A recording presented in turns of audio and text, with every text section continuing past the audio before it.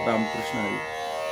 संतांचे अभंग या भागामध्ये संत श्रेष्ठ ज्ञानेश्वर महाराजांच्या विरहणी प्रकरणामध्ये आपण आज परत दुसरीच विरहणी सेवेला घेत आहोत.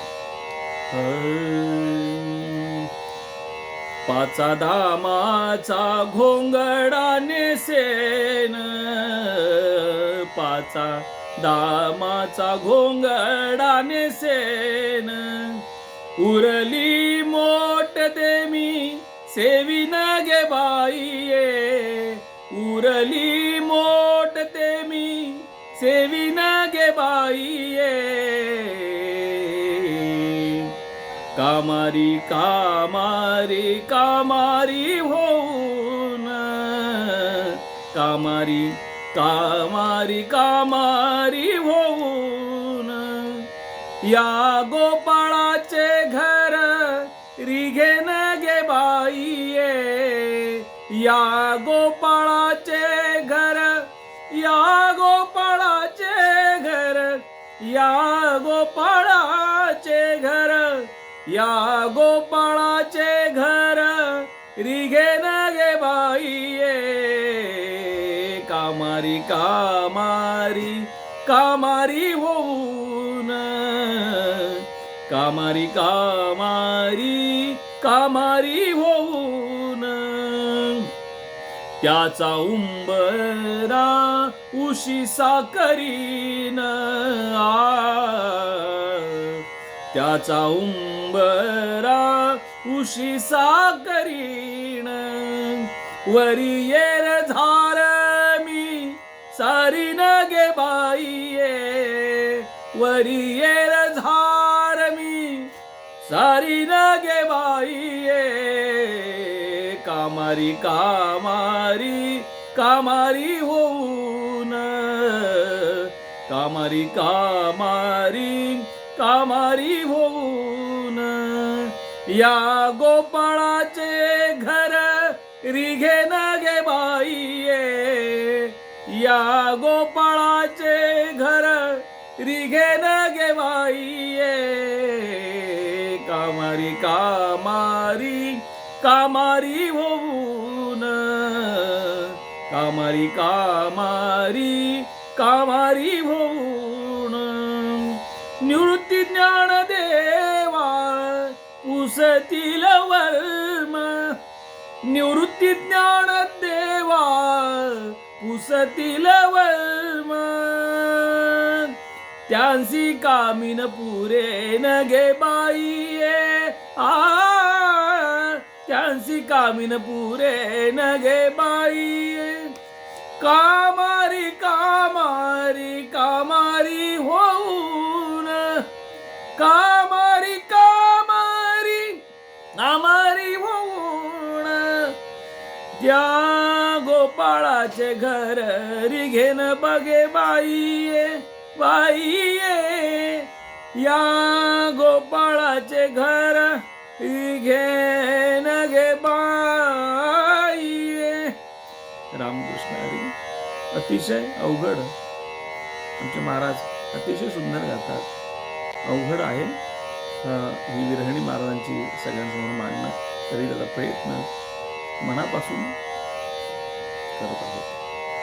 पाचा दामांचा घोंगडा नेसेन, ह्या विरहणीमधून महाराज सांगतायत की त्या देवाचं किंवा त्या सख्याची अनुभूती, त्याचा सहवास प्राप्त व्हावा ह्याकरता मी काय काय करू शकते. पाचा दामाचा घोंगडा नेसेन, उरली मोट मी ते सेविन गे बाईये, कामारी कामारी हो, त्या गोपाळाचे घर रिघेन. आता अभंगाचं इथे मी तुम्हाला वरच्यावरती अर्थ सांगतो की जे जे मला तिथे म्हणजे त्याच्या देवाचा सहवास मिळण्याकरता ज्या ज्या अवस्थांना तोंड द्यावं लागेल त्या त्या मी अवस्था भोगली, असं आपण म्हणू.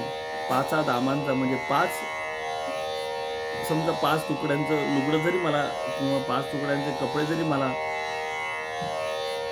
नेसावे लागले तरी त्याचा विशेष अर्थ महाराजांचा वेगळा आहे. महाराजांचा अर्थच असा आहे पाचा दामांचा घोंगडा नेसेल. म्हणजे पंच विषय, पंच ज्ञान इंद्रिय, पंच कर्म इंद्रिय जसं आहेत, म्हणजे 5 विषय आहेत. त्या विषयांना धरून मला तिथे राहावं लागलं तरी मी राहील. त्याचा घोंगडं मी नेसेल आणि जे उरली मोठे ते सेवेन आणि जे काही त्या प्रभूच्या सेवेमधून जे काही उरलं सुरलं असेल त्याचंच मी सेवन करेल. कामारी तिथे एक त्यांची सेवक दासी म्हणून मी तिथे राहील आणि पण ह्या गोपाळाचं घर त्यांनी सोडणार नाही. त्याचा उंबरा उशिसा करीन. त्याच्या उंबऱ्याच्या बाहेर त्याच्या उंबऱ्याला डोकं लावून पडून राहील. त्याच्या वरी येरधार मी सारी न गे बाई आणि माझ्या बाजूने लोकांची सारखी येरधार असली, त्याचा त्रास जरी मला झाला तरी मी तो भोगून तो सहन करेल. का तर त्याची सख्यत्व, त्याची जवळीक प्राप्त व्हावी. तो सखा आतून बघतोय, पण त्या सख्याला भेटण्याची इच्छा तुमच्यामध्ये जागृत होणं म्हणजेच त्या देवत्वाला तुम्ही जाग करणं. आणि जाग करण्याचा अर्थ देवत्व विषयी झोपलेलं कोण नाही, देवत्व तुमच्यामध्ये जाग करणं, आपल्यामध्ये जाग करणं.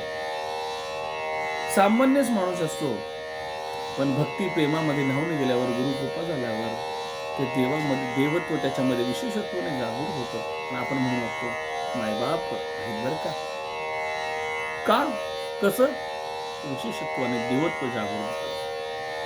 असा संतांचा अनुभव. ज्ञानदेव म्हणे निवृत्ती ज्ञानदेव पुसतील वर्म, त्यांची मी कामिनी पुरे न पाहिजे. निवृत्ती ज्ञानदेवा पुसतील वर्म. निवृत्तीनाथ महाराज ज्ञानेश्वर महाराजांना हे का करतायत याचं वर्म विचारतील तेव्हा ज्ञानेश्वर महाराज म्हणतात, त्यासी कामीन मी पुरे न गे बाई. त्यासी कामीन पुरे न गे बाई. त्यांची सर्व कामे मीच करेल, त्यांचं सर्व काम मीच करेल, त्यांची सर्व सेवा मीच करेल. हे वर्म आहे त्याच्याशी जवळ जाण्याचं, त्याच्याशी साध्य करण्याचं. महाराज एका अभंगातून सांगत असतात की सेवा हा दारवंट आहे प्रभूच्या दारातला. म्हणून सेवा हा दारवंट असल्या कारणाने ज्ञानेश्वर महाराज या अभंगामधून सेवा सांगतायत की त्या देवाची, त्या सख्याची सेवा करण्याचं भाग्य मला प्राप्त झालं तर त्याच्या दारात आहे तो भोग मी भोगेल. कशा करता? त्याचा करता. अभंगाला धरून काही बोलता जरी नसलं आलं तरी त्याचा भाव समजून घ्यावा आणि अभंग लोकांपर्यंत पोचावा, लोकांनी तो उघडून ग्रंथामध्ये पाहावा, हा मुख्य उद्देश. रामकृष्ण.